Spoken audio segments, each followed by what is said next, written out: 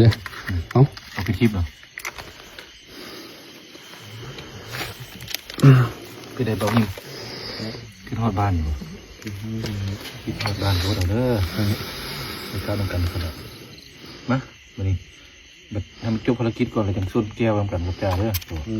อันนี้สุดแก้วมากกว่าเนาะเสียงดังมาได้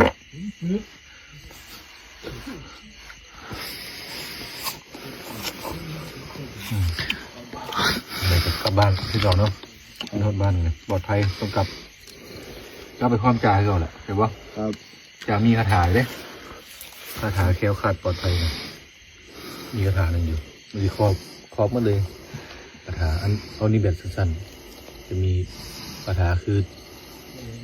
ท่องคือยะมิอิสะพุทโธนะโมพุทธายะเด้อเดี๋ยวท่องก่อนนอนที่ครอบเมื่อที่สลีกเดี๋ยวห้องนะปลอดภัยทุกคืนแหละตื่นเต้นบ่ยานบ่เลยกับตื่นเต้นครับอ๋อเดี๋ยวนี้ดิ